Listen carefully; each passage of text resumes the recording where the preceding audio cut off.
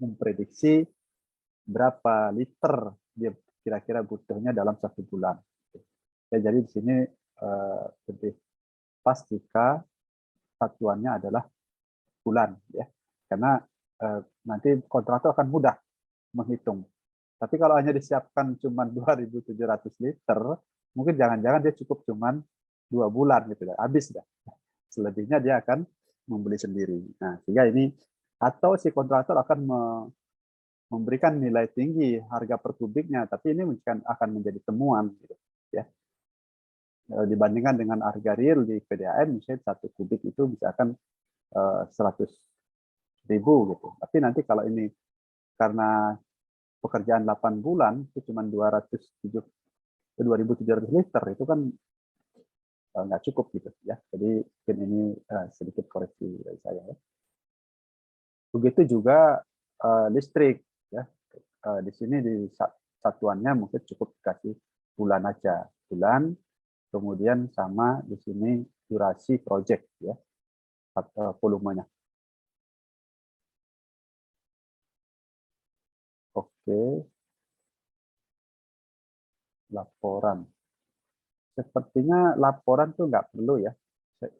Saya lupa ngasih tahu. Ini kalau yang bisa ini apa namanya, as-built drawing. Laporan itu tidak dibayarkan karena itu bagian dari tapi yang dibayar, kenapa as-built drawing itu dimasukkan ke komponen mata pembayaran itu supaya apa? Nanti kalau mau BAST serah terima ini harus 100%, artinya berarti as-built drawing-nya harus dikerjakan. Kalau enggak nanti si owner nggak punya dokumen, kontraktor sudah selesai serah terima BAST, terus ya ketika suatu saat ada maintenance, ada perusakan, dia nggak punya dokumen gambar. Nah, itu yang sering terjadi sekarang, gitu, ya. Jadi kalau bangunan gedung itu mau di maintenance atau mau dikembangkan, itu kalau nggak ada gambar as-built drawing-nya, itu akan merepotkan, ya. Termasuk even dia nanti misalkan secara berkala dia akan melakukan perbaikan atau renovasi di interior. Nah, kontraktor atau perencana interior dia butuh denahnya. Nggak mungkin kan ngukur dia, ngukur fisik gitu, ya, ke lapangan ukur, itu nggak akan akurat, ya. Kalau pekerjaan interior itu harus presisi betul, ya, karena banyak pekerjaan itu dikerjakan di workshop mereka. Datang ke lokasi gedung itu hanya langsung tinggal pasang berupa panel-panel begitu. Ya, apalagi gedung yang sudah beroperasi, mereka nggak mungkin fabrikasi di lokasi, kan banyak masalah gitu. Oleh karena itu di sini dia pada umumnya yang dimasukkan ke mata pembayaran untuk bagian pekerjaan itu as-built drawing. As-built drawing, nah itu menjadi bagian yang harus diselesaikan sebelum bisa dilakukan serah terima ke pekerjaan atau gedung. Oke, terus. Nah, kayak gini harus konsekuensinya, misalkan tower crane, ya, speknya ada SKS, mestinya harus disiapkan di sini, ya, speknya. Tapi kalaupun enggak, sebenarnya nanti spek kebutuhan itu terkait dengan metodenya si kontraktor, ya. Cuman kita siapkan aja anggaran tower crane bulan, gitu, ya kan. Mau 1 atau 2 itu biarkan kontraktor, nanti dia akan mengembangkan metodenya seperti apa. Kalau jangan kita kunci di 2 buah. Nanti kalau dia hanya cukup 1 buah, nanti ya jadi temuan, itu pekerjaan kurang kan gitu. Jadi di sini tetap tower crane di sini bulan karena dia akan sewa kan gitu, ya. Nah, dia tinggal kapasitasnya biarkan mereka. Dia kan mau kapasitas berapa, dia akan bisa menghitung sendiri. Nah, terus yang ini kemudian sistem manajemen K3 dan lingkungan. Kalau tidak salah, ya, mungkin nanti Pak Sapri bisa ini kan, ini apa namanya, SMKK, ya, SMKK, sistem manajemen keselamatan konstruksi, itu namanya kalau tidak salah, ya. Itu mungkin, ya, ini tapi apa namanya, di sini penyiapan rencana K3 konstruksi, pembuatan satu, ya, ini mungkin masih ini, ya, perlu dicek lagi, ada ininya, POM-nya sebenarnya. Termasuk kalau mungkin sudah level ini high-rise building, itu mungkin sudah diperlukan manajer K3 atau paling tidak safety officer, ya. Tidak cukup hanya petugas K3, ya. Kemudian struktur bawah di sini saran saya sebaiknya ini jangan digabung, ya, digabung. Kenapa? Kelemahannya kalau ini digabung nanti kalau terjadi apa namanya? Ini karena di lapangan sering berbeda persepsi ya antara kontraktor sama owner sama konsultan terkait dengan jenis proyek yang lump ya lump fixed price. Jadi kalau ada perubahan itu jelas. Karena kalau dia di daerah galian itu ada misalkan perubahan pile cap ya dibesarkan gitu, karena mungkin kondisi lapangan tanahnya tidak sesuai dengan hasil sondir, ternyata di satu titik itu pada saat dipancang itu ternyata ini apa namanya melebihi dari rencana gitu ya, sehingga atau sebaliknya desain ini Anda pancang Anda itu tidak ada di pasaran, harus diganti dengan diameter yang berbeda, sehingga konsekuensinya di lapangan dirubah titiknya, jumlah pancangnya yang awalnya misalkan 5 ditambah jadi 6. Nah, konsekuensi dia akan terjadi pembesaran pile cap. Pembesaran pile cap itu akan berefek kepada penambahan volume pekerjaan pile cap, penambahan volume galian. Nah, kalau seperti ini nanti kita sebenarnya kalau di sini kita salah menghitung volume di dokumen ini, maka kontraktor misalkan katakanlah secara gambar, kalau lansam kan yang dihitung gambar ya, bukan BOQ ini hanya semacam referensi aja. Jumlah 1.702 ini referensi aja. Tapi yang nanti yang mengikat itu digambar. Kalau kontraknya lansam, misalkan digambar volumenya itu 2.000, tapi di sini Anda tuliskan 1.700. Nah, ternyata di sini berubah pile cap nama besar. Dari 2.000 menjadi 2.500 misalkan total dengan gambar perubahan. Maka yang disebut pekerjaan tambah itu dari 2.000 ke 2.500, bukan dari 1.700 ke 2.500. Itu, nah akhirnya apa? Semua akan dihitung ulang. Nah itu satu sisi menjadi fair, tapi kalau sistem kontraknya langsam itu merugikan ke owner. Gitu. Nah sebaiknya misalnya pekerjaan galian tanah tie-beam. Yang kedua pekerjaan tanah galian pile cap. Jadi nanti secara memprogres di lapangan pun lebih enak ya. Oh yang tie-beamnya sudah selesai, tapi pile cap sudah selesai, tapi kolom dan fondasinya misalkan pekerjaan fondasi tempat lain belum. Nah itu nanti bisa gitu. Tapi kalau ini lebih susah kita melakukan progres pekerjaannya. Kemudian satu ini lagi ya, yang pengadaan fondasi tiang pancang. Nah, saran saya sebaiknya ini jangan satuannya titik. Kenapa? Kalau sudah titik begini, dikunci begini, mau tidak mau, kontraktor nanti harus, ini jumlah titiknya siapa nih? Siapa nih? Oh, sebentar saya lihat.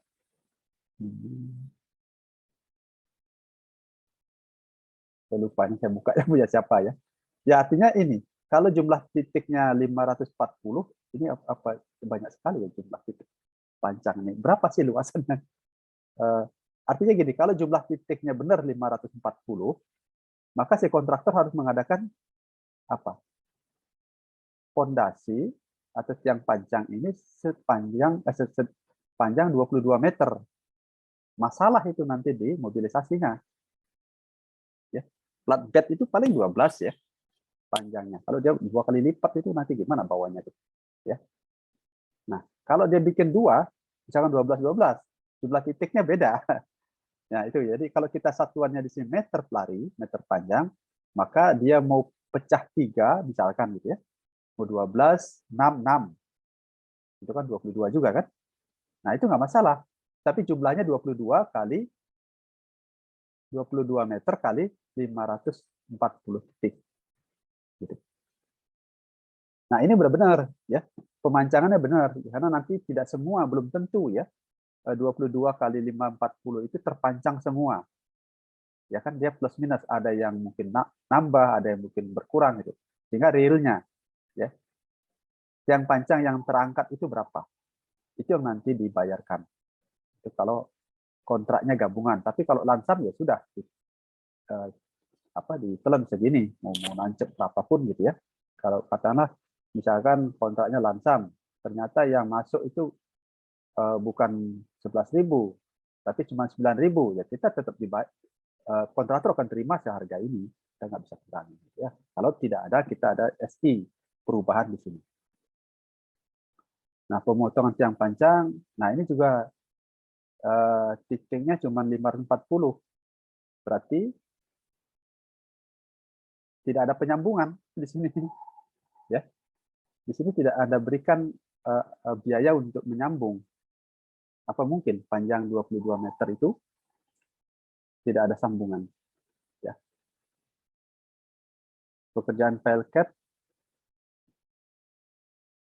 Nah, file cap ini kalau tipenya macam-macam, sebaiknya per tipe.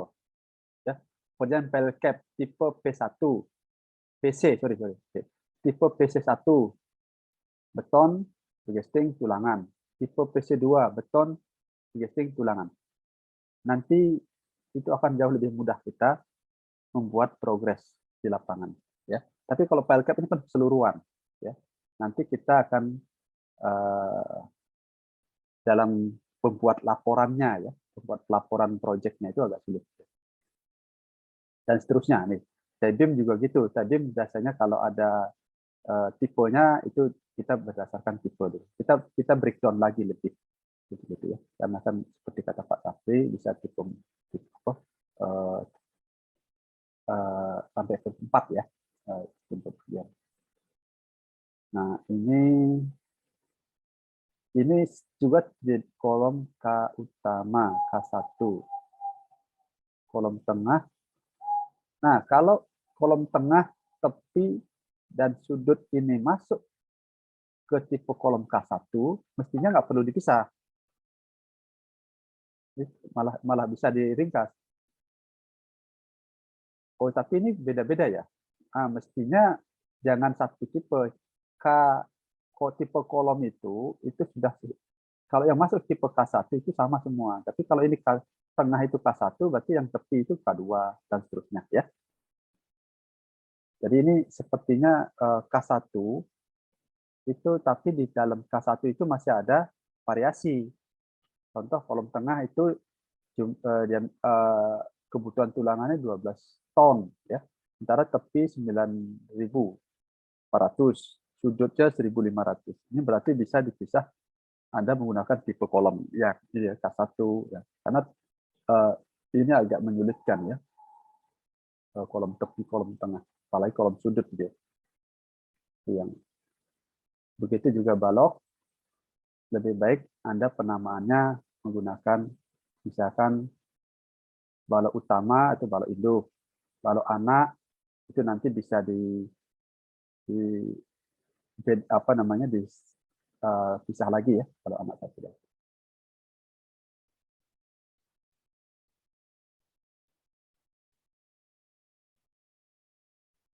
Ya, itu sedikit mungkin Pak Sapri yang bisa saya kasih masukan. Kalau memang ada beberapa catatan yang memang setelah saya cek satu-satu itu ya secara umum sudah cukup bagus ya. Namun perlu ada penyempurnaan lagi. Demikian Pak Sapri, silahkan. Ya, terima kasih Pak Ketut. Jadi beberapa ya sudah dibahas oleh Pak Ketut. Kalau Pak Ketut melihat di item pekerjaannya di breakdown-nya, kalau saya akan melihat nanti lebih ke angka-angkanya. Perhitungannya sudah benar apa enggak. Cuman saya belum periksa sih, saya belum melihat lebih telitinya, lebih jelasnya. Nanti pas udah saya periksa, saya akan beritahu ke kalian di mana letak kesalahan-kesalahannya. Tapi kalau nggak salah tadi Pak Ketut saya sempat dengar ya, Pak Ketut sempat ngomong kalau file cap itu harus per PC1, PC2. Kalau nggak salah ini mereka itu cuma satu tipe, Pak. Kalau mereka satu tipe, balok satu tipe, makanya mereka nggak di break gitu. Jadi ya langsung aja. Kalau setahu saya ya, makanya ini mereka itu terlalu mudah sebenarnya. Seharusnya dibikin setidaknya minimal 3 tipe lah supaya mereka tahu perbedaan-perbedaannya. Tapi ya karena sudah terlanjur di PW satunya mereka hanya satu, Ya, nggak apa-apa. hanya satu tipe doang. Seperti itu. Berarti Eh belum optimasi berarti ya. iya. Ya. Ya kalau kenyataannya di project itu menurut saya sih pasti berbeda-beda ya. Ya, nggak mungkin PC, satu tipe. PC1 sendiri aja mungkin PC1A, PC1B, PC1C karena tulangannya berbeda-beda walaupun ukurannya sama. Begitu. Mungkin Pak Ketut mau masuk ke laporan 2 penjelasan ke mereka. Di mute Pak. Mana? Mute. Gimana? Silakan Mas Sapri apa saya nanti untuk penjelasannya. Pak Ketut aja mungkin Pak, saya mendengarkan Oke, oke. Ya udah. laporan kedua Saya senang. penjelasan. Ya. Oke. Ya, silakan Pak.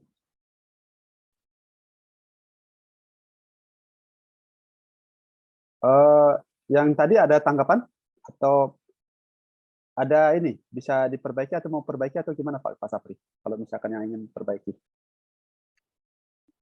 Perbaikan apa Pak? Angkanya atau ini? Enggak, yang tadi susunan itu kalau ingin, Susunannya. kalau memang mau sambil jalan silahkan aja ya. Nanti pada Ya, akhirnya nanti kalau memang ada yang mau diperbaiki, termasuk yang siapa tadi yang belum ngumpul itu ya, ya. kelengkapannya DOQ satu kelompok itu, yang itu silahkan aja mungkin Pak Safi atau ada nanti, tapi yang jelas ada penalti lah itu udah ini ya, udah memang Nanti saya bikin Google Drive baru Pak. sepakatan di awal mungkin ya kalau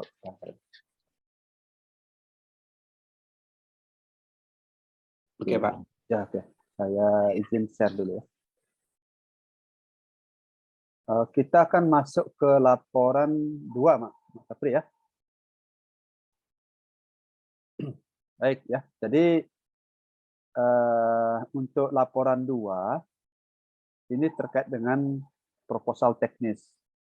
Nah, sini cukup penting ya, bobotnya biasanya cukup besar kalau kita ikut tender, karena ada satu panitia itu poin yang kedua setelah dalam penilaian calon pemenang. Pertama memang seleksinya itu apa harga penawarannya ya, karena apalagi di pemerintah. Cuman saya nggak tahu sekarang infonya kan penawaran terendah belum tentu pemenang gitu ya. Nah mungkin maksudnya begitu juga, jangan sampai nanti kontraktor itu karena ingin dapat proyek dia menawar serendah-rendahnya ya. Walaupun sebenarnya ada ketentuan, kontraktor yang menawar di bawah 80% itu nilai jaminannya akan dinaikkan ya, sebagai sebuah komitmen bahwa dia tidak main-main gitu ya. Nah, dan demikian poin penting yang akan dinilai sebuah kontraktor itu layak sebagai pemenang itu adalah proposal teknisnya, karena di sini yang akan menggaransi ya, memberi jaminan apakah si kontraktor yang akan ditunjuk itu mampu memberikan output yang maksimal, yang optimal. Maka kita akan dilihat akan bagaimana metode pelaksanaan yang diajukan, yang sampaikan dalam proposal teknis itu. Jadi di proposal teknis itu akan kontraktor diminta untuk menyampaikan metode pelaksanaan, kemudian struktur organisasi yang akan dipasang jika dia menang. Juga termasuk bagaimana schedule durasi waktu yang disampaikan oleh panitia, misalkan waktu pelaksanaan cuma 8 bulan, bagaimana dia membuat parcatnya, ya, schedulingnya. Kemudian dari schedule itu berapa alat apa aja yang dia miliki. ya, berapa sumber daya yang dia akan pakai. Nah, itu ada di proposal teknis ini. Nah, mungkin di awal itu ada biasa pendahuluan terkait dengan ya apa penjelasan singkat terkait dengan proyek maupun terkait dengan perusahaan ya. Gitu. Kemudian yang kedua itu adalah instalasi proyek lengkap dengan perencanaan jalan masuk. Nah, ini kenapa kemarin di awal-awal pertemuan saya minta ada gambar site plan-nya. Ya. Karena bagi panitia, itu mereka sangat concern juga ya, bagaimana metode penataan lokasinya. Ya. Pengaturan lokasi. Kalau kita di gedung, nggak seperti di kerjaan sipil ya, waduk atau jalan, punya lahan yang luas. Tapi kalau di gedung di Jakarta, itu sering ya, kontraktor dihadapkan bagaimana dia harus meminit lahan. Lokasi lahan dengan luas bangunan itu kadang-kadang sama. Maka disinilah pengalaman kontraktor akan terlihat ya, bagaimana tahapan mereka bekerja. Maka disitulah muncul ada top down, kemudian ada precast, ya, metode-metode yang dia lakukan. Nah, dari penataan site ini dia akan ketahuan, ya apa namanya bisa dibaca bagaimana dia mentahapkan pekerjaan itu dilaksanakan. Ya, dari penataan. Kemudian yang berikutnya yang lebih detail, mereka bisa menyampaikan metode konstruksinya. Tentu tidak, kalau selama ini memang saya lihat proposal teknis yang di laporan 2 ini lebih detail menjelaskan pekerjaan-pekerjaan secara parsial ya, tapi dia tidak menyampaikan secara garis besar dulu. Oke, ini saya akan mengerjakan ini sebagian saya buat pracetak gitu. Misalkan fasadnya itu bagian dari mencetak, dan itu mungkin disampaikan bagaimana metodenya. Misalkan fasad itu nanti akan, kenapa kalau itu dibuat pracetak maka itu dia bisa memotong pekerjaan cukup banyak ya. Misalkan fasad itu dikerjakan di bulan ketiga, maka dia bisa produksi di awal-awal bulan, dan bisa produksi asal gambarnya sudah pasti. Sehingga begitu waktu schedule-nya itu yang mestinya mungkin di bulan ke-6, dia bisa mulai di awal bulan karena bisa dikerjakan secara paralel. Nah, banyak metode yang mungkin bisa dilakukan. Nah, ini juga bisa menjadi apa namanya penguat ya, di samping dengan harga yang sudah ditawarkan ya tentu. Kemudian pembuatan rencana pelaksanaannya. Pembuatan rencana pelaksanaan ini proyek ini seperti ya tentu harus membuat bar chart. Bar chart aja. Kenapa? Karena kita belum punya itu kan. Sebenarnya bisa. Kalau dari penawaran kita sudah keluar bobot ya. Karena ini kan laporan 2, 3, 4 itu disubmit berbarengan. Ya, berbarengan. Sehingga nanti komprominya nih saya Pak Sapri, di laporan 2 mereka cukup menyampaikan schedule-nya atau jadwalnya berupa bar chart aja. Nanti di laporan 4 lah yang dilengkapi sudah lengkap dengan kurva S.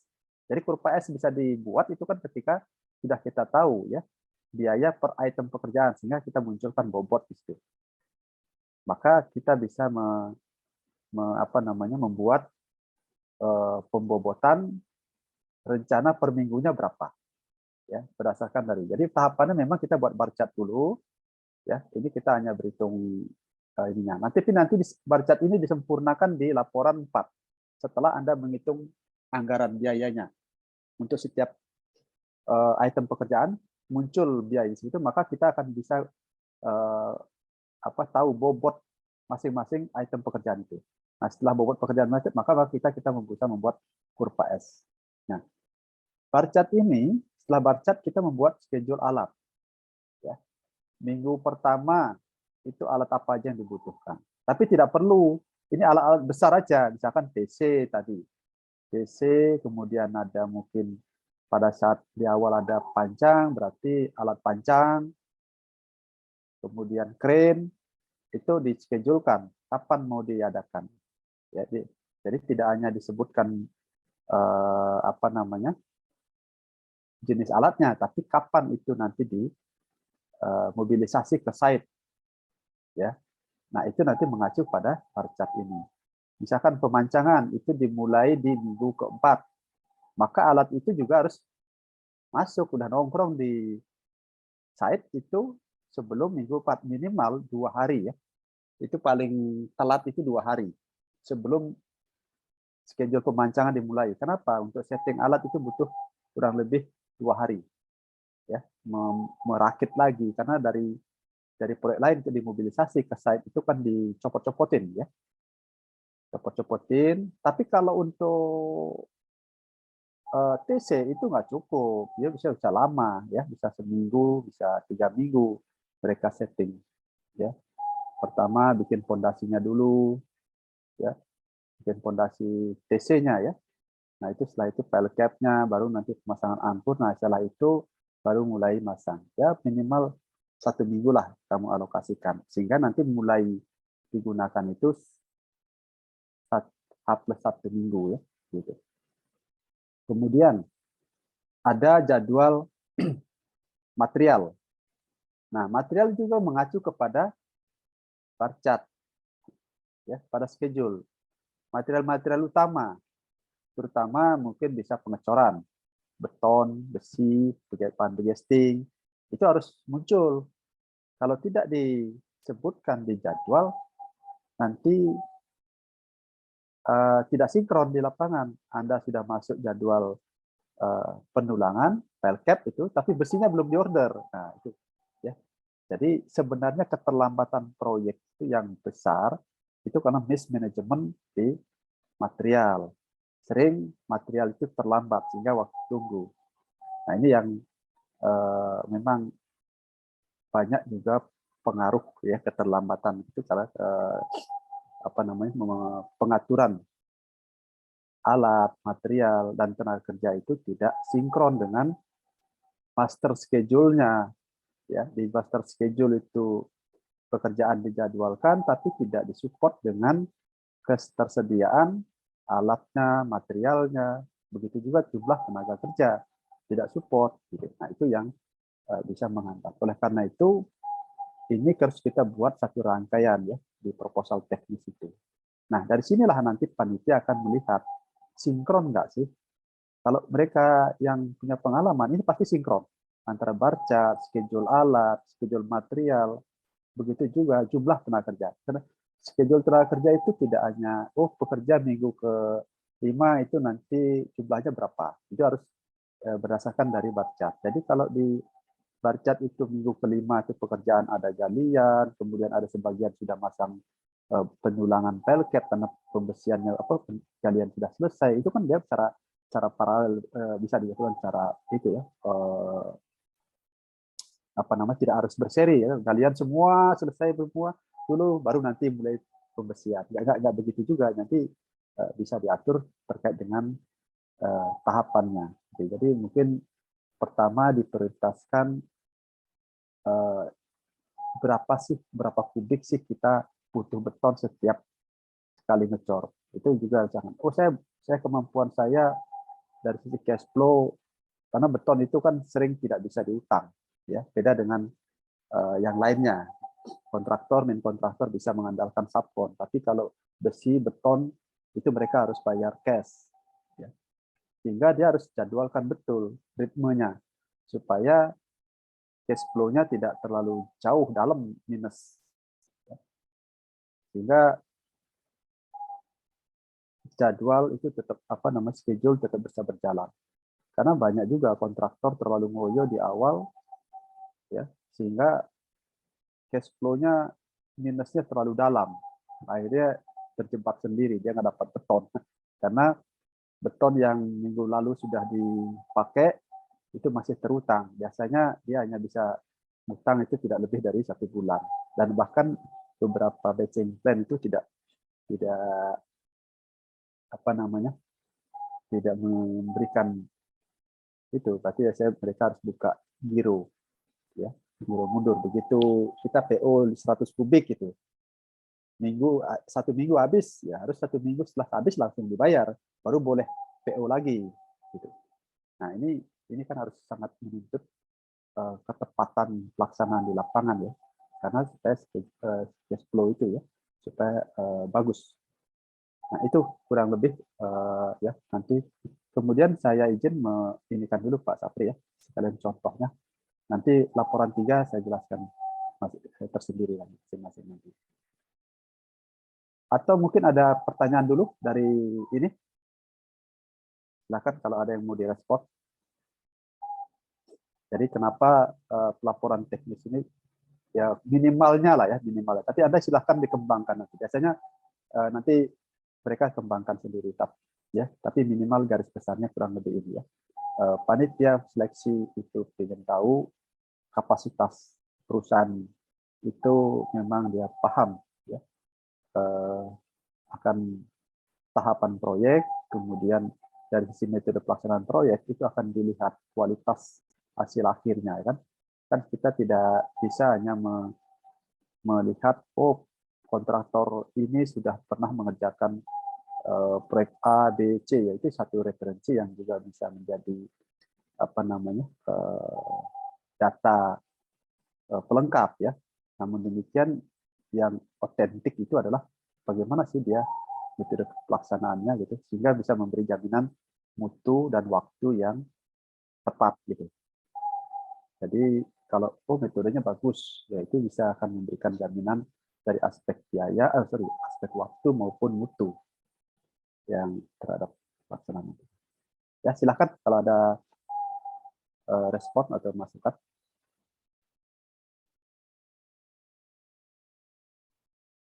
Belum ada? Kalau belum ada, silakan aja nanti langsung instruksi kalau memang ada ya. Saya akan share contoh laporan yang kakak kelas Anda. Ini yang mana ya? Oh ini. Loh, ini lagi.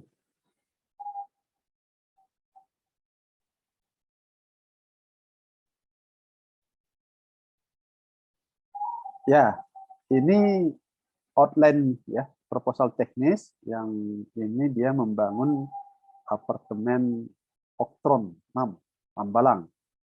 Ini udah di sebelahnya Hambalang sama Mangkrak nih. Ya.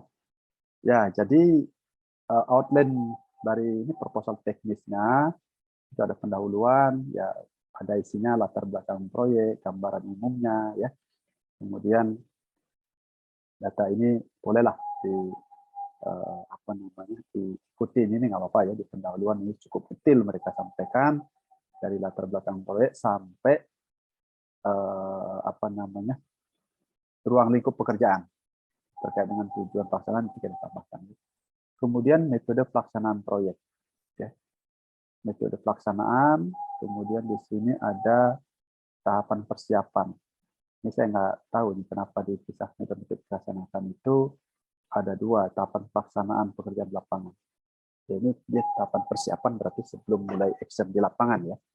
Nah, kemudian kalau di ini ada persiapan, kemudian fitur bawah, fitur atas, arsitektur, dan pengawasan. Nah, mestinya di sini bukan pengawasan, ya. Lebih adalah penerapan sistem manajemen mutu nanti ya. Karena itu yang nanti dilihat dari metode pelaksanaan ini, bagaimana menjamin kualitas pekerjaan itu baik sesuai dengan yang diharapkan. Terus dari metode pelaksanaan ini, kira-kira waktunya tepat nggak? Ya. Ada nggak tawaran dari kontraktor ini yang bisa meyakinkan panitia bahwa jika menunjuk kontraktor ini sebagai pemenang, dia yakin, ini akan sangat logis, bisa tercapai durasi waktu proyek itu 8 bulan dengan tahapan yang logis. Nah, untuk mendukung metode pelaksanaan, maka harus disampaikan juga organisasi proyeknya, ya, struktur organisasinya, dan juga dilengkapi dengan tugas dan tanggung jawab masing-masing personil. Ya, di sini nanti bisa disampaikan ya, project manajernya itu kualifikasinya apa, ya. S1, S2 atau S3 pendidikannya itu dari sistem pendidikan. Kemudian dari sisi keahliannya. Oh, dia punya SKA project atau manajemen lapangan utama. Wah, itu sangat menarik gitu ya. Nah, tapi hati-hati, tidak boleh asal taruh karena akan dituntut oleh, kalau jika ada menang akan dituntut ya. Mana yang Anda janjikan bahwa menaruh kualifikasi seorang project manager itu dengan kualifikasi utama ya gitu. Nah, itu menjadi tidak boleh hanya sekedar marketing aja terus tanpa ditepati gitu ya. Nah, ini konsekuensi yang juga nanti harus kita konsisten ya menyampaikan organisasi lapangan, jangan sampai nanti di penawaran semua ahli di bidang masing-masing dengan kualifikasi utama misalkan. Tapi itu juga menjadi tanda tanya, apakah bisa seperti itu kan? Karena kalau seorang sudah kualifikasi utama, tentu gajinya ya juga akan mengikuti kan. Nah, itu makanya saya waktu sering memeriksa di organisasi, mereka kan menaruh personil yang qualified semua. Ini yakin misalkan sampai setinggi itu kompetensi yang akan ditaruh. Mampu nggak kontrak terbayar? Karena secara teoritis ya kontraktor, keuntungan kontraktor berapa sih gitu ya? Kalau dianalisis satuan kan cuma diberikan maksimal 15% dan itu pun jarang kontraktor ngambil. Paling rata-rata 10%. Itu overhead dan profit ya. Nah, tapi kalau dengan struktur organisasi aja sudah kualifikasi sangat tinggi, tapi juga jangan tidak masuk kualifikasi karena persyaratan misalkan orang K3 ya harus punya kualifikasi ahli K3, nanti dilampirkan SKA-nya, sorry SKK sekarang ya, gitu. Nah, itu akan diminta pada saat Anda sebagai direktur dianggap menang apa ditunjuk sebagai pemenang, maka di PCM atau kiok meeting itu harus dibawa semua orang-orang yang Anda cantumkan di organisasi semua. Dia akan dicek SK aslinya harus dibawa, tunjukin. Kalau minimal, kalaupun nggak asli ditunjukkan ya barcode-nya itu akan dicek langsung ke link ke itu apa LPJK. Kalau tidak nyambung, coret ya, akan ditawari Anda memberikan harus mengganti. Tapi penggantinya juga harus setara dengan kualifikasi yang kita. Nah, banyak yang gugur di sini ya, yang tidak pemenuhan kualifikasi tidak datang ya gagal. Itu organisasi lapangan, kemudian nah sumber daya yang penting di sini alat ya. Alat kalau tenaga kerja Anda bisa sulit kita mengukurnya ya sebagai panitia ya. Tenaga kerja berapa sih Anda punya kemampuan jumlah mandor ya yang pernah Anda pekerjakan, kan ditanya. Jadi, oh saya pernah mengerjakan proyek sejenis, gitu kan? Itu saya mempekerjakan misalkan 10 mandor dengan rata-rata jumlah personil di proyek itu kurang lebih 200. Gitu. Nah, itu. Tapi yang juga penting di sini peralatan. Apakah itu peralatan milik sendiri atau masih milik perusahaan atau sewa nanti. Nah, itu juga akan menentukan ya. Menentukan. Kalau Anda mengklaim itu milik sendiri, maka harus Anda bisa buktikan kwitansi pembelian dan pemiliknya. Ya. Nah, itu sekarang seperti itu. Ya, jadi akan dicek. Jadi tidak boleh kita mengklaim alat punya orang lain tapi klaim sendiri. Tapi kalau misalkan itu sewa, harus ada surat dukungan dari vendornya. Ya. Banyak sekali kontraktor ini maju asal maju.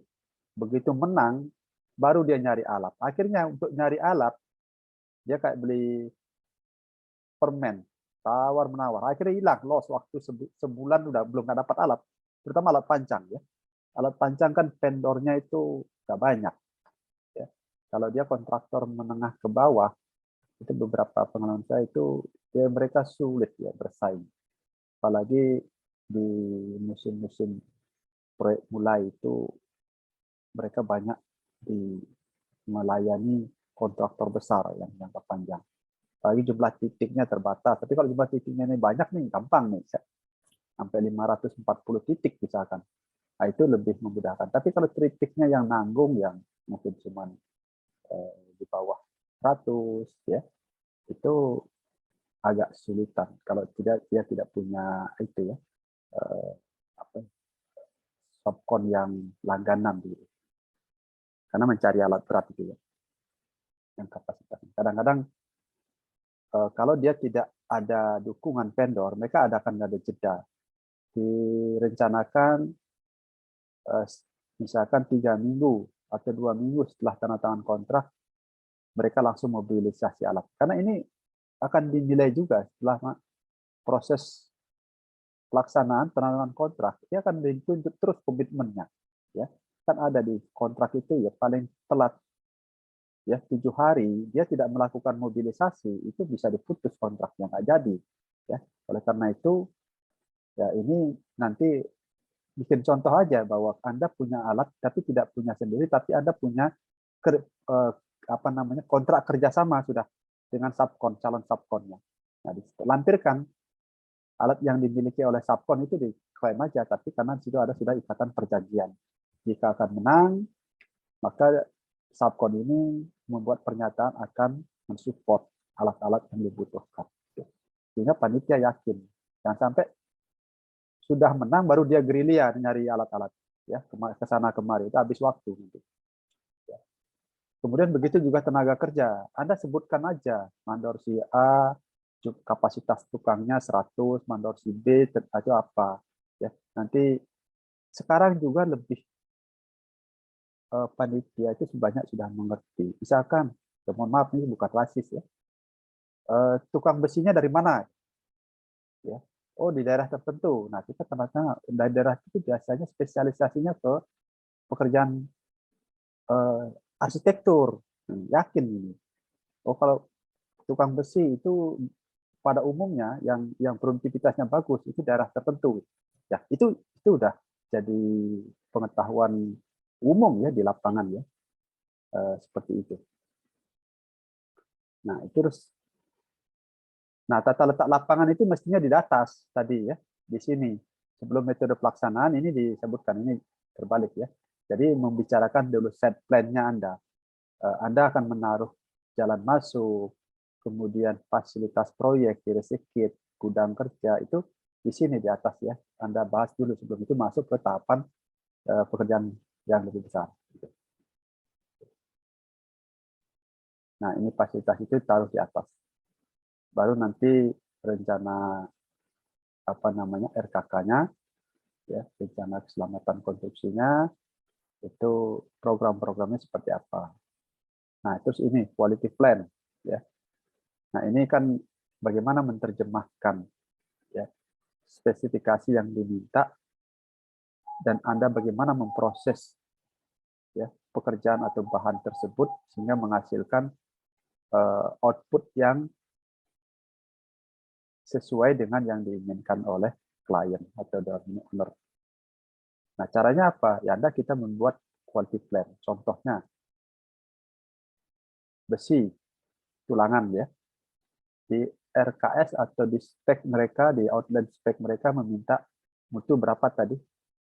400 ya, 420. Ya. Nah, Anda datangkan besi merek tertentu. Kalau saya kan nggak bisa lihat jaminan merek gitu. Oh enggak, Pak, merek ini udah jaminan. Apakah saya percaya? Oh enggak. Maka Anda sampaikan, oh bahan besi ini kami akan tes di lab independen, setelah hasil tes itu oke, baru akan dikerjakan. Jadi Anda bikin flowchart-nya gitu ya. Bagaimana quality plan Anda rencanakan itu sehingga proses output-nya nanti hasilnya itu memenuhi persyaratan. Itu kita lihat nanti menilai dari proses. Ya. Kemudian prosedur mutu dan petunjuk kerja. Nah, ini juga prosedur mutu juga nanti berupa flowchart boleh ya, saran kerja terusnya. Ya, kurang lebih seperti itulah ya gambaran umum dari proposal teknis ini yang Anda harus sampaikan ke panitia untuk memarketingnya ya, memframing bahwa perusahaan Anda layak untuk dipertimbangkan atau diberi penilaian baik dalam metode pelaksanaan. Ya. Itu Pak Sapri dan teman-teman semua, barangkali ada yang mau didiskusikan, silahkan.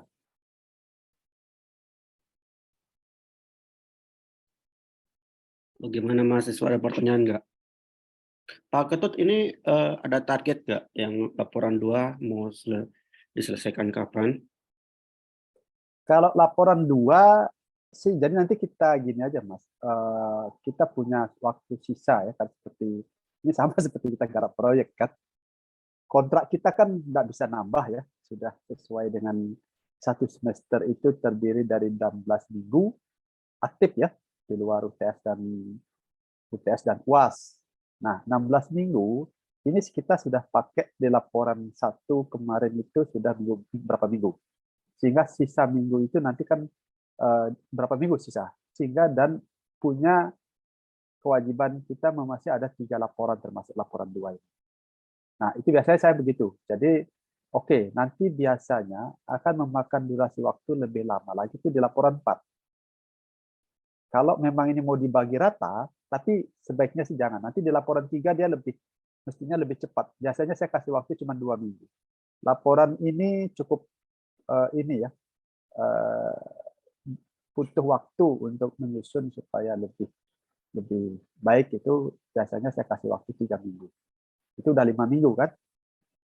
Nah, sisanya masih berapa minggu untuk laporan pajak itunya. Ini minggu keberapa ya Mas? Lupa saya. Ke-9 kayaknya, Pak. 9, 16 itu berarti masih ada 7 minggu ya? 1, 2, 3. Ya 16 kan? 16 kurangi 9 kan 7 ya? 7 minggu. 7 minggu berarti 7 minggu kita anggap laporan 4 3 minggu. Masih ada 4 2 minggu 2 minggu. Itu mungkin masih. Atau 7. Mereka cuma ada 14 pertemuan, Pak. Oh 14. Waduh. 3, 4, 5, 6, 7. Kok bisa gitu Mas? 14. Iya, tanggal 2. Mereka itu lebih cepat. Kan mereka nggak sama kayak yang junior, Pak. Mereka UAS-nya aja lebih cepat kan, Pak. UTS aja mereka lebih cepat minggu lalu. UAS mereka lebih cepat juga, jadinya cuma 14 tuh. 20 Desember udah pertemuan terakhir ini. Kok jadi berkurang banyak ya? Mestinya kan secara jumlah minggu mestinya haknya sama. 18 minggu juga. Seingat saya ya, 18 minggu itu walaupun cuman kan pengaturan dia ininya, pengaturan UTS UAS-nya itu biasanya tidak, karena kan dulu awalnya itu terbentur kelas ya, kelas yang tidak cukup, akhirnya tidak disamakan waktunya antara kelas biasanya kelas 1 dengan kelas 4, terus yang itu kelas 2 dan kelas 3 dibedakan minggunya. Tapi gini aja, nanti kita kapan terakhir harus mensubmit ini nilai Mas, nanti itu nanti itu aja patokannya. Kalau tidak, kalau bisa 1 minggu sebelum batas akhir pemasukan nilai, supaya kita ada waktu ngoreksi itu kan 1 minggu gitu. Gimana tuh? Nanti kita coba cek ya, batas akhir pemasukan nilai itu nanti. Nah itu nanti kita 1 minggu sebelum itu, walaupun kan ada masa akhir pertemuan itu kan nanti dijeda dengan UTS kan ya. Terus UTS, terus setelah UTS kan ada minggu perbaikan. Nah itu kita bisa manfaatkan. Saya biasanya sampai ke situ. Setelah perbaikan itu saya masih beri kesempatan untuk mengerjakan. Gitu. Nah setelah itu baru pengumpulan nilai. Nah di situ batasnya. Gitu. Berarti kan kalau efektifnya secara jadwal dia punya 14 ya. 14 berarti tinggal 5 minggu kan? 5 minggu ditambah 2 minggu. UTS sama UAS sama ujian perbaikan tambah 2 minggu lagi berarti 6 minggu. Ya sudah. Berarti kalau mau itu dibagi rata 2 minggu 2 minggu. Jadi ini konsekuensi kita ya, kenapa kita kemarin di awal minta ada progres mingguannya ya begini. Sama seperti ngerjain proyek. Nanti Bapak jelasin lah kalau kamu punya udah schedule. Apa dampaknya kalau kita terlambat? Karena di belakang itu nggak bisa mundur lagi. Akhirnya apa? Yang awal minggu ini targetnya 2%, tidak tercapai, cuma dapat 1,5. Kita sudah punya tabungan keterlambatan setengah. Nah, minggu berikutnya sudah 2,5%. Itu akan numpuk-numpuk. Akhirnya di apa? Di ujung 1 bulan terakhir, kurva S-mu bukan datar, tapi tegak lurus. Itu konsekuensi kalau kita tidak memilih pekerjaan itu dengan baik di lapangan. Sama seperti ini ya. Jadi kalau kita tidak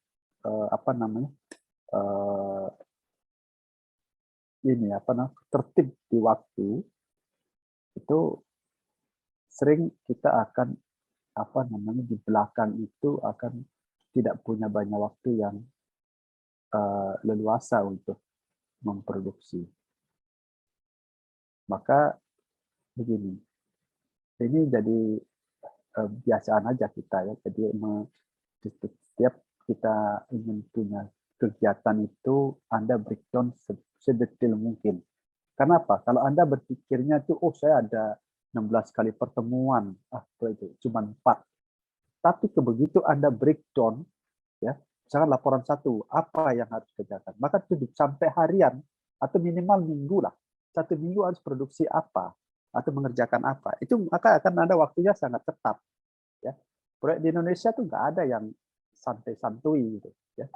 Jadi kalau Anda nanti di proyek itu Anda breakdown kesatuan hari, itu hektik banget kerjaan. Ya. Kalau kita tidak ingin terlambat. Tapi kalau kita hanya melihat, durasi proyeknya 8 bulan atau 1 tahun gitu, itu akan terlena di awal-awal. Misalkan minggu pertama progresnya cuma dapat 0,00, santai, masih di minggu depan baru awal. Nah, itu kejadian banyak ya kontraktor seperti itu. Even proyeknya setahun pun ya, itu dia akan ngebut di 3 bulan terakhir. Akhirnya apa? Harap maklum semua. Konsultan pengawas juga harus memaklumi karena ini kejar tayang. Korbannya waktu, muncul kualitas. Nah, itu yang sering terjadi ya di lapangan. Jadi mereka keep up itu terjaga itu ketika sisa durasi waktunya tinggal menghitung hari. Itu yang juga bisa harus jadi concern ya. Ini kan kita latihan ya, menggarap project cukup kecil, tapi nanti kalau Anda sudah terjun di lapangan real gitu, maka tidak bisa. Karena schedule yang Anda buat harus konsisten kita kecuali ada kendala-kendala yang di luar kemampuan Anda, ada force major, maka itu bisa kita jadikan klaim nanti di akhir proyek gitu ya, bahwa ternyata kita tidak bisa memenuhi durasi waktu yang diberikan sesuai kontrak, maka kita ajukan klaim. Itu bersurat minta perpanjangan waktu karena satu misalkan kehilangan waktu akibat mungkin di awal pekerjaan fondasi banyak pekerjaan tambah atau ternyata site itu tidak tidak diketahui ininya. Setelah menggali ternyata ada plat tebal 40 cm yang itu bisa menghambat yang tidak ada dalam schedule, harus bobok plat. Nah, itu bisa Anda catat sebagai sebuah peristiwa kompensasi yang bisa Anda ajukan sebagai minta perpanjangan waktu. Tapi kalau tidak ada seperti itu ya Anda nggak dapat gitu ya. Nah, ini sama juga. Saya ini mungkin datanya susah gitu kan. Nah, itu tapi kalau di sini memang nggak ada peristiwa kompensasi. Peristiwa kompensasinya ya harus cuman itu memanfaatkan waktu pada saat UAS dan ujian perbaikan itu yang biasa saya bisa berikan maksimal ya. Tapi untuk memundurkan nilai nggak mungkin. Gitu ya. Itu Pak Sapi.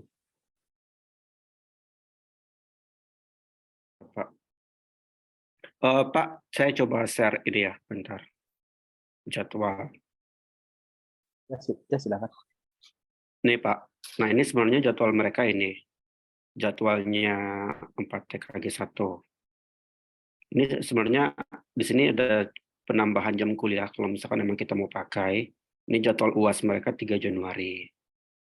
Nah sekarang kan ini ya Pak, hari ini itu adalah ini, pertemuan ke-8. Nah jadi mau laporan keduanya di mana Pak dikumpulkannya? Ini laporan 4 ya.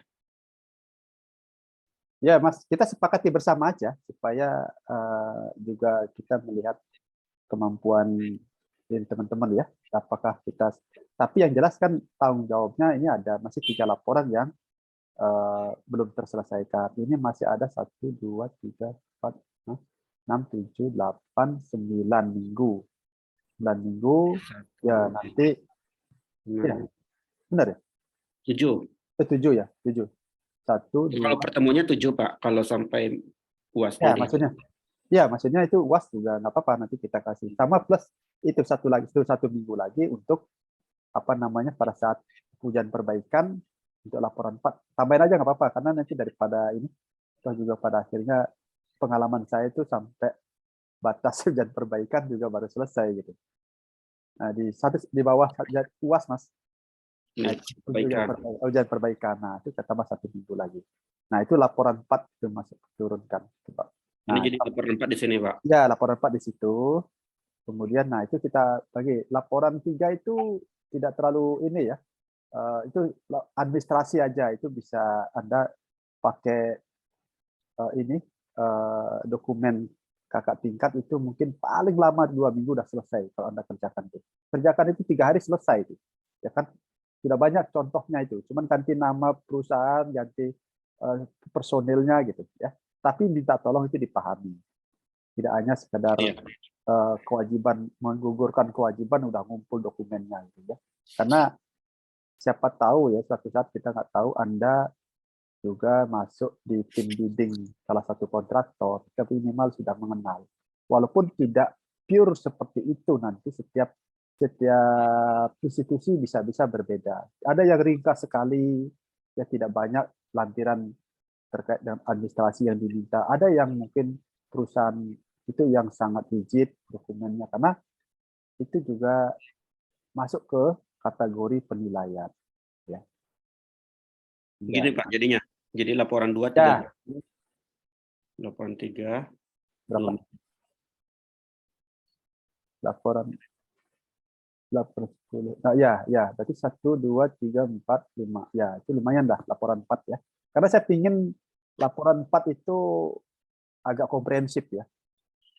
Jadi schedule-nya nanti kita akan bahas.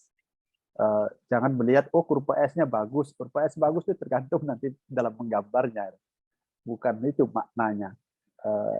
Apa namanya, kurva S itu bagus dan tidak. Bukan bentuk S-nya. Kan kadang-kadang itu. Tapi bagaimana Anda membuat perencanaan mingguannya? Bobot rencana mingguan Anda targetnya seperti apa? Ya.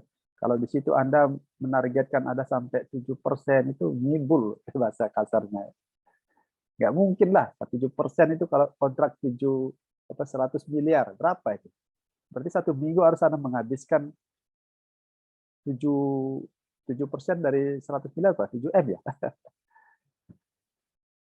Nah, itu kadang-kadang yang memang perlu kita pahami. Oke, kalau ini deal, oke, ini bisa jadikan kesepakatan.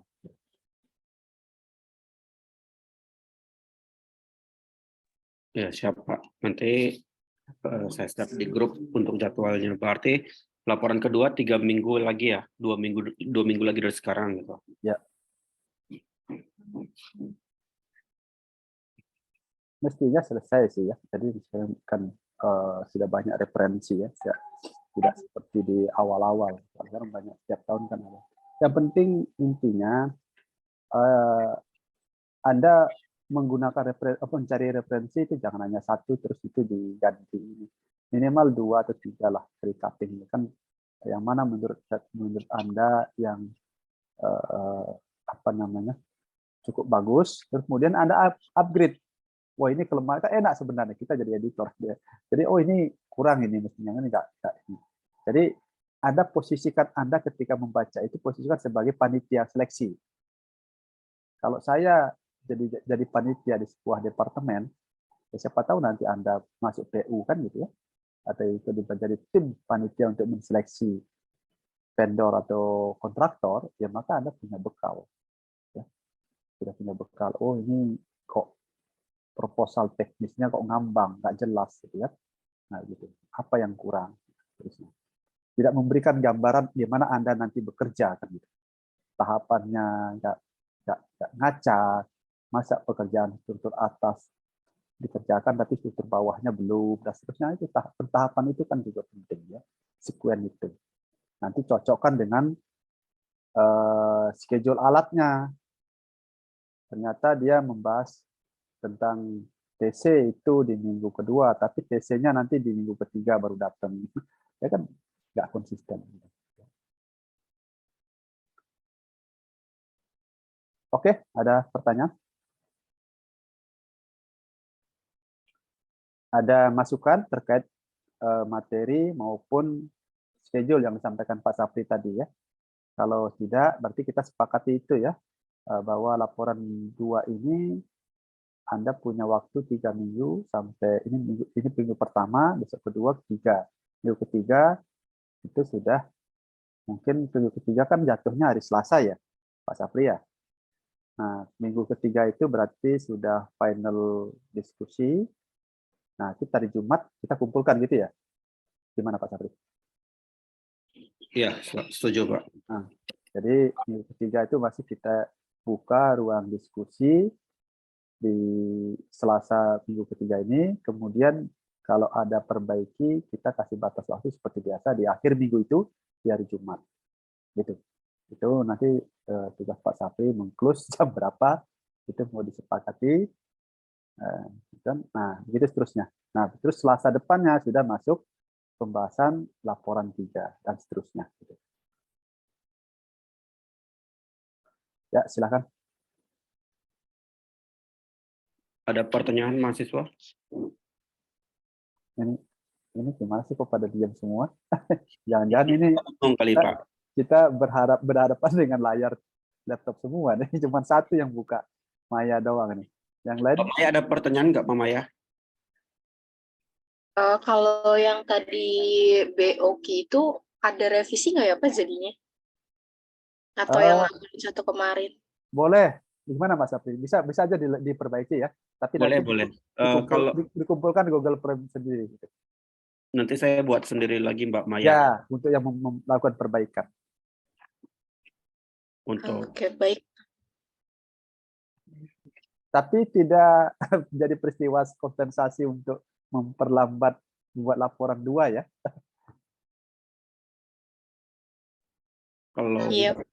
Kalau nggak salah laporan 1, laporan 2 belum terlalu berhubungan ya, setahu saya.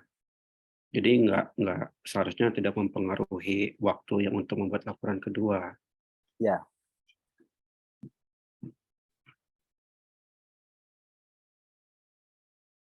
Ada lagi yang mau bertanya? Mungkin Mas Matthew mau nanya apa Mas?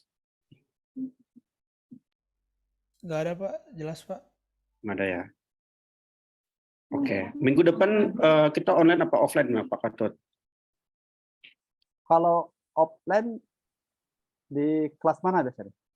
Saya itu kalau pagi masalah ya Mas, bentrok ngajar ini misalkan, iya bisa diundur 1 jam lagi nggak? Misalnya kalau jam 8 itu saya masih kadang-kadang menjelaskan praktek ya, agak susah. Karena Mas Apri juga ngajar praktek itu bingung kan, kita jam 8 memenuhi waktu jam 8 itu susah. Karena kalau kebetulan hari ini saya nggak ngajar ya, minggu ini saya bisa. Tapi kalau pas ngajar itu kalau pagi offline sih nggak masalah, saya offline atau online gitu ya. Cuman kalau saya masuk jam 8 kesulitan kalau saya pas ngajar bengkel.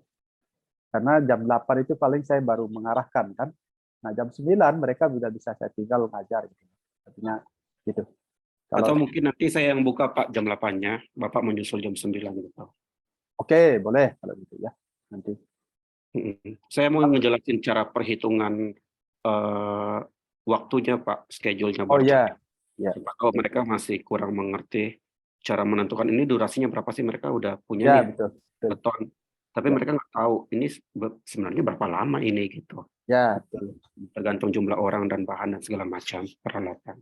Sama itu satu, yang kedua nanti itu pentahapan. Iya. Mana yang saling ketergantungan gitu kan. Saling benar. ketergantungan. Ya, oke. Jadi minggu depan kita offline ya di kelas biasa. Kelasnya 4 TKG 1 dimulai jam 8 ya, 8 pagi, Pak. Pak Ketut menyusul jam 9. Oke, saya jam 9. Penjelasan ininya Pak mungkin Pak, laporan teknis yang tadi. Ya. Kode dan lain-lain. Oke, ada pertanyaan lagi mahasiswa? Mbak Dea, Fajar, Oki, Sakti, Namira. Belum, Pak. Belum, Pak. Oke, gimana Oke. Pak? Oke, kalau memang sudah cukup, nggak masalah, kita cukupkan biar dia melanjutkan. Nanti mungkin minggu depan ada yang didiskusikan. Mulai dicicil ya, dibuatnya supaya minggu depan itu kalau kalian punya masalah bisa langsung ditanyakan gitu kan. Bisa kita lihat juga ini orang sudah sampai mana, terus problemnya di mana, jadi kita bantu gitu. Kalau belum dibuat sama sekali jadi kita nggak tahu kalian problemnya apa. Ini kan batas waktunya juga cuma sebentar, 3 minggu ya. Oke. Mungkin cukup ya Pak Ketut ya? Cukup Pak, cukup. Cukup, oke. Saya tutup ya kelas hari ini. Wassalamualaikum warahmatullahi wabarakatuh. Waalaikumsalam. Waalaikumsalam. Terima kasih, Pak. Ya. Terima kasih, Pak. Kasih, Kasih, Pak. Pak.